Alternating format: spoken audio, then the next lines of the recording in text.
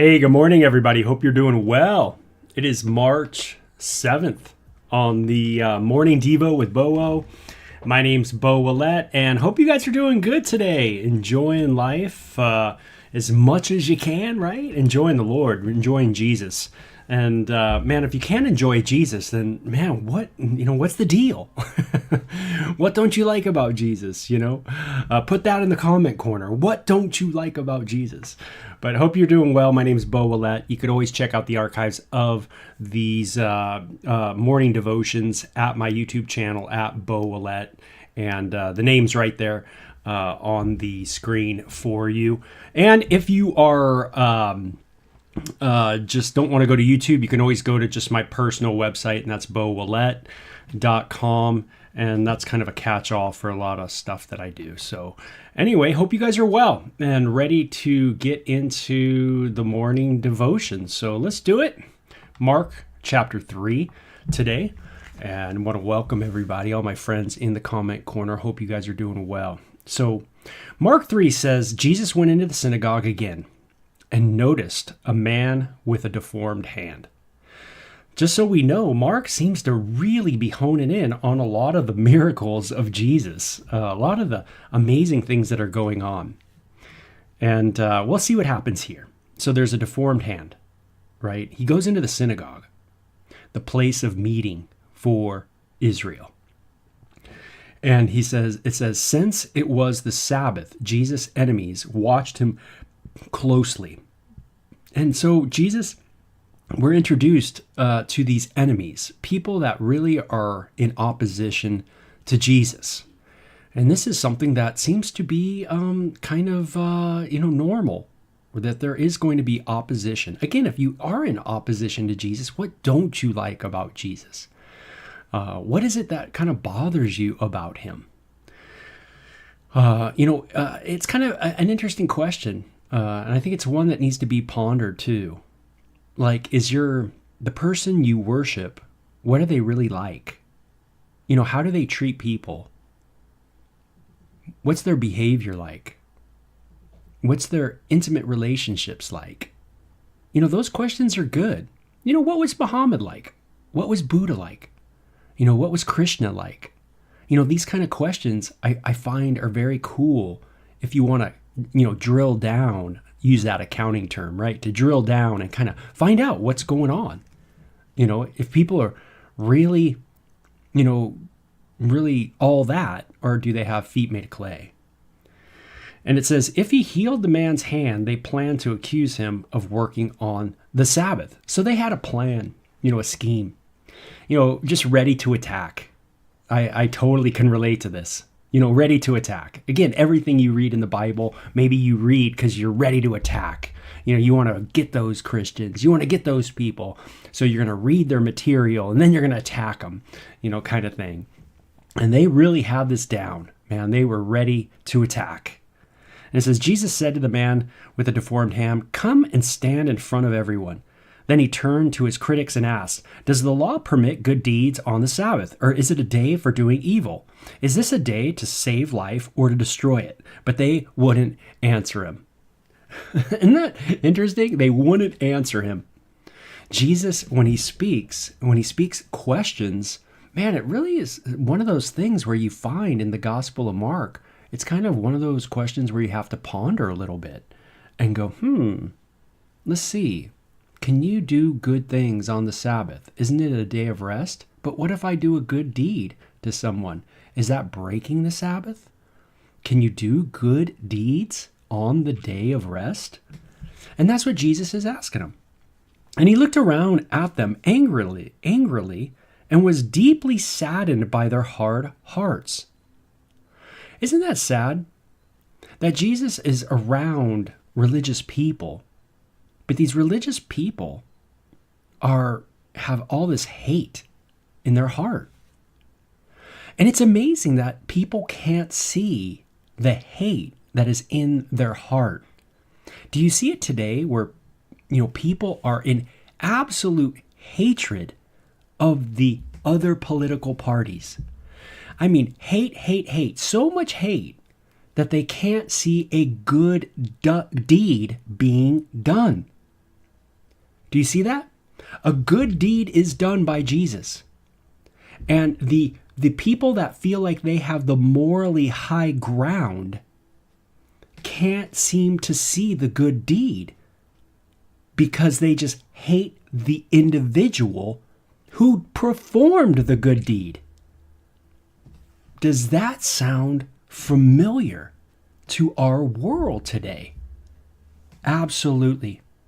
You can see that as human beings are lost. We haven't found our way. We seem to be stuck in this perpetual hating, even of the good. If a good deed comes out of someone, we can't see the good deed because all we have is hate for the individual person. Man, crazy. So this is very, very relevant to our day. And Jesus looks at him what? Angrily. Hey, you that feel like you got the moral high ground, that you're taking your stand, because this person's bad, because Jesus is bad. You're going to take your high ground and criticize. Jesus looks at them angrily and deeply saddened. He's bummed that your heart is so jacked. And I have to look at my own heart and go, my heart is jacked. Can you say that? My heart is messed up. And that I need it to be touched by something far greater than me so that I could see properly. Or do you think you really got it together, like these people that oppose Jesus? Oh man. Do you see how relevant this is to our day, to our time, to even our week in the United States and elsewhere too, because it happens all over the place. And it says, hold out your hand, Jesus said. So the man held out his hand and he was restored. At once, the Pharisees, the religious leaders, the morally high ground people, right? They went away and met with his supporters, the supporters of Herod, to plot how to kill Jesus.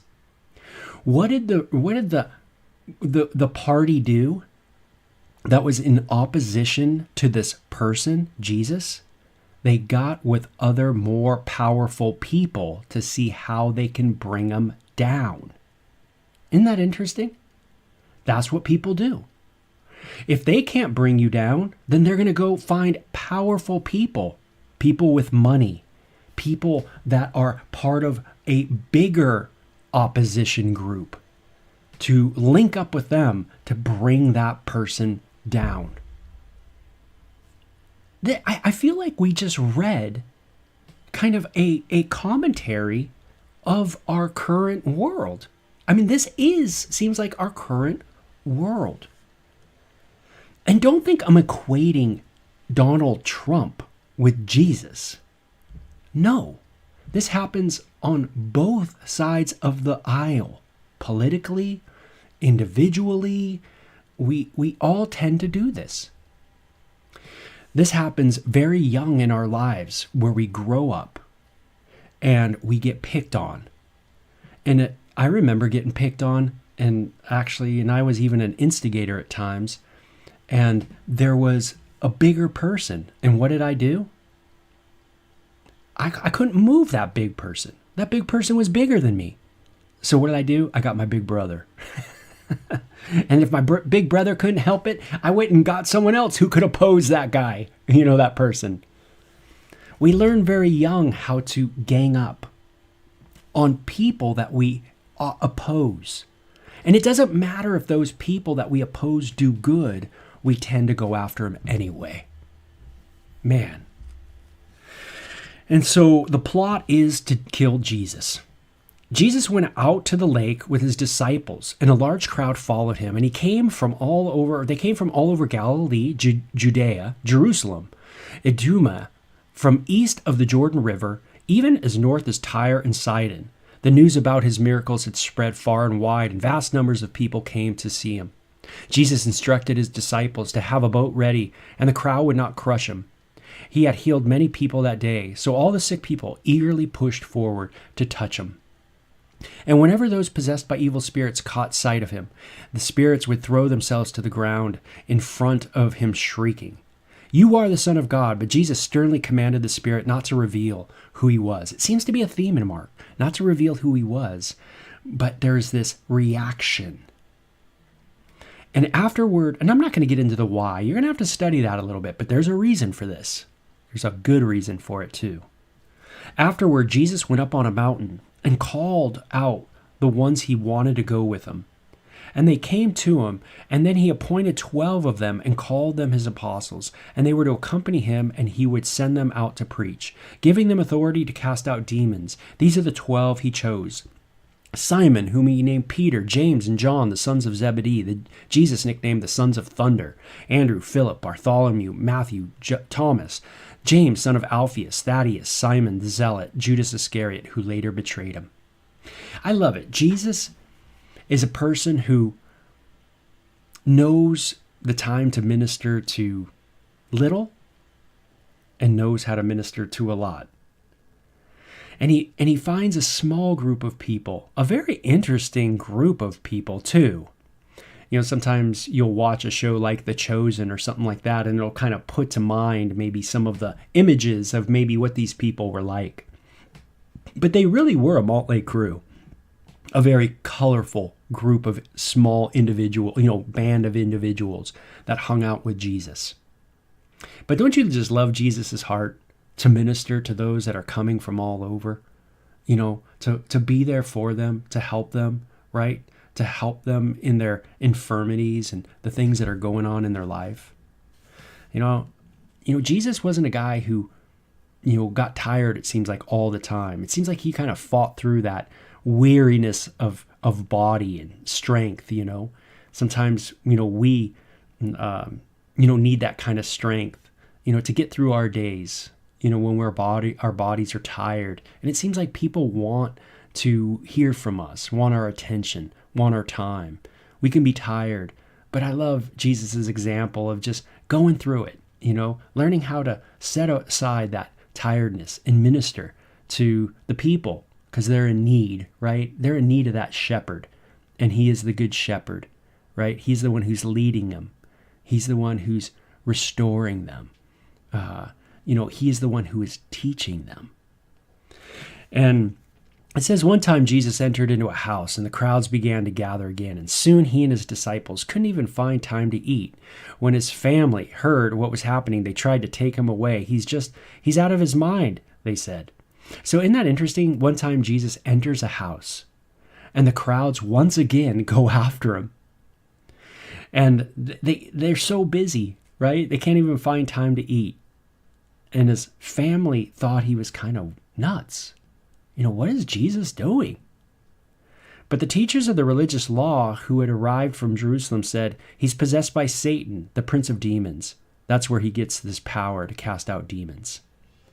And Jesus is going to respond to them about that statement. But I find something really applicable to my life today. And that is this idea of that there's many people that might say different things about me and my relationship with Christ. And that's okay. Maybe my family might not understand me. Maybe, those closest to me might not understand. Maybe those far away might not understand. Maybe those religious people that are very popular, those that are, the religious people of Jesus's day were like famous, man. They were like the celebrity of the day. And you might have that celebrity of the day who's not so much for you. You might have all that, you might not be popular anymore. Or in a sense, you might not be getting good, positive PR. Instead, you're getting all this negative PR. And am I still focused on God? Is my confidence in God? Is my strength, is my peace, is my serenity in God? In my relationship with God? Or is it in all these other relationships? Sometimes we have hearts to please so much that we become such people pleasers that when we can't please people, we get thrown off. Sometimes this happens in a marriage, happens as a parent, in a church, in just regular friendships, relationships, where you become such people pleasers that everything's about pleasing the person. And when that doesn't happen, your life goes downhill. Jesus had people, small and great, question him on what he's doing, why he's doing what he's doing. And here they say, man, dude, you're possessed by Satan. Man, you're crazy. Isn't that crazy, the hate? Man, that guy's Satan. Have you ever heard that nowadays? That person's Satan. Don't we throw those things around nowadays, just like they did back then? A good deed done, you're Satan. You did a good thing, you're Satan. Because I can't see the good deed, right? All I see is the person. And I don't like the person. I think the person's wrong. I read in some article that this is what he did. It's what she did. Blah, blah, blah, blah, blah. I trust that. I'm going to make a judgment off that. I hate this person. Blah, blah, blah, blah, blah. So I can't see the good deed. All I see is the person. And not only do I think they're bad, I think they're Satan, right? And Jesus calls over and responds to them with an illustration. How can Satan cast out Satan? He asked. That sounds pretty a good question. A kingdom divided by civil war will collapse. Similarly, a family splintered by feuding will fall apart. Hey, maybe you split your family because you kept feuding. You kept criticizing. You kept, at someone over and over and over and over. And you wonder why there's a split. Maybe it's you. Maybe you decided to split your family by your feuding. Oh, no. It's the other person. Oh, yeah. Of course it is, right? And if Satan is divided and fights against himself, how can he stand? He would never survive, right? No, makes no sense. He's not going to fight against himself. Let me illustrate this further. Who is powerful enough to enter the house of a strong man and plunder his goods? Okay, who's powerful enough to enter the house of a strong man and plunder his good? Only someone even stronger, someone who could tie him up and then plunder his house. I tell you the truth, all sin and blasphemy can be forgiven, but anyone who blasphemes against the Holy Spirit will never be forgiven. This is a sin with eternal consequences. He told them this because they were saying he is possessed by an evil spirit. Okay, so Jesus gives this really cool kind of illustration, right? Hey, who is powerful enough to enter the house of a strong man and plunder his goods, right? Only someone even stronger. Someone's got to be stronger than that person. So someone could tie him up and then plunder his house. And then Jesus goes on to talk about this blasphemy of the Holy Spirit. It's kind of a Bible study in itself, these sections, some of them. But, I think what I take out of this whole idea that Jesus is getting at is Jesus, when he speaks, he really puts us in a position where we got to think about our decision making. Am I really just attacking to attack? Am I really just, why, what am I saying? Am I really making sense? Or am I really just confused and making no sense? Jesus seems to be confusing these people, not by being confusing himself, but by being logical, by saying, hey, does Satan really go against Satan? How does that work? Of course not. Why are you attributing my work to the devil when I'm the one who's doing good? I'm the one who's healing. Is not what I'm doing the greater? Is it not the better? Why would Satan go against the good? And it kind of puts us in positions, and I'm sure it put people in that day in positions where it made them have to make a choice of like, am I going to stay in my hate Am I going to stay in my sickness? Or am I going to finally trust the work of God that's tugging on my heart to surrender? To surrender. And to let the Spirit of God touch my life. Am I ready to surrender and get rid of my pride and maybe bow the knee and say, maybe I don't know, but I do see so much hate. I need to be changed.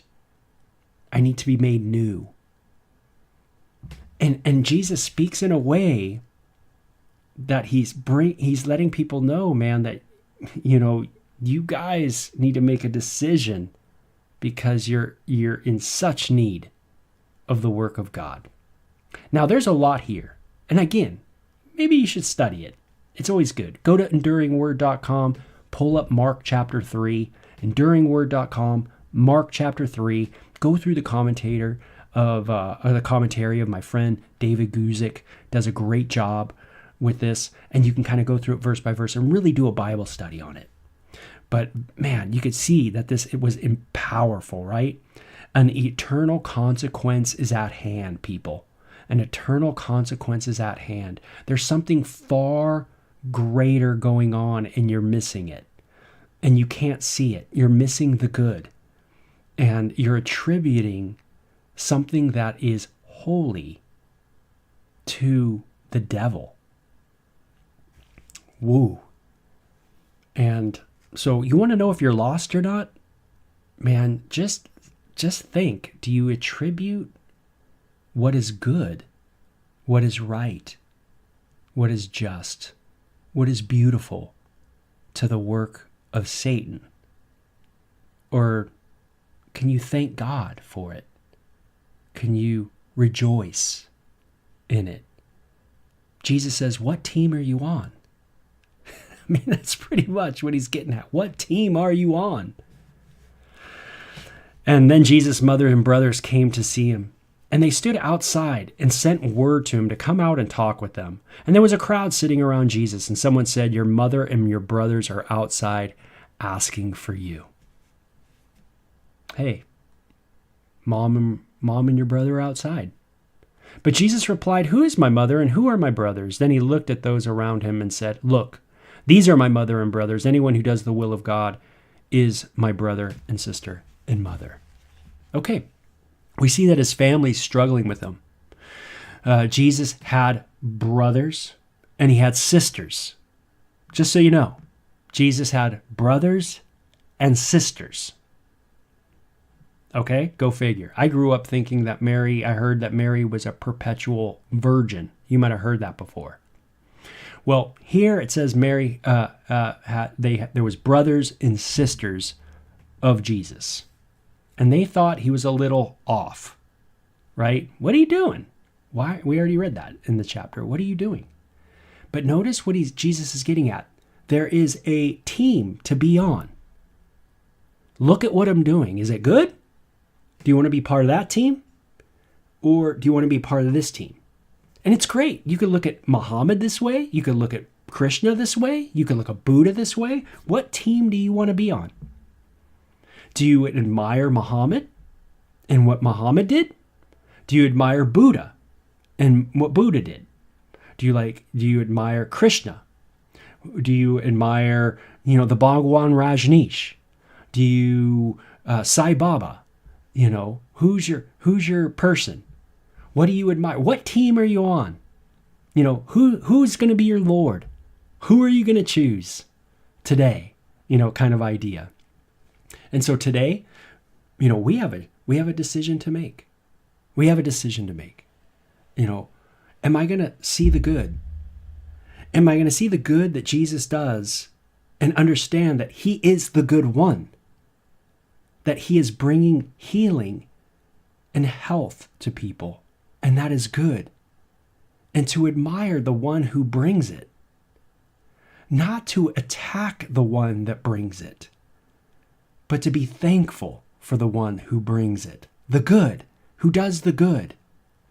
Or am I that person who has such hate in the heart, so much discontent going on in my life that all I can do is attribute what is good to the work of the devil. It makes no logical sense. But that's how confused we become. That's what sin has done in our life. It has made us absolutely confused. Absolutely irrational. And just absolutely lost. So, man, what a cool passage. Very relevant to our day. Mark chapter 3. Very much brings us to the place of, hey, am I looking at Jesus and what he does? And do I see that it is good? And if it is good, am I willing to go, hey, that's the person I want to follow. That's the person who's got it right. That's the person who's got it together. Or am I thinking so off where I'm attributing evil to good, to what is really good? Very interesting and a revealing passage of our human condition and our need to be changed, our need for grace and mercy on us. So, man, cool passage for sure. Love that.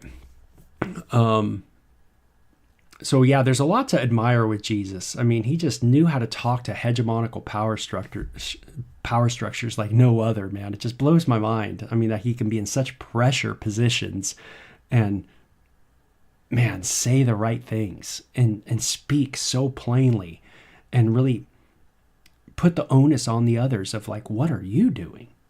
Think about what you're doing,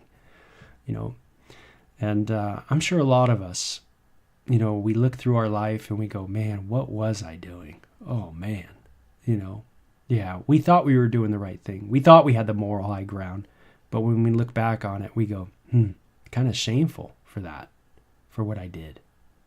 So anyway, we'll talk to you later.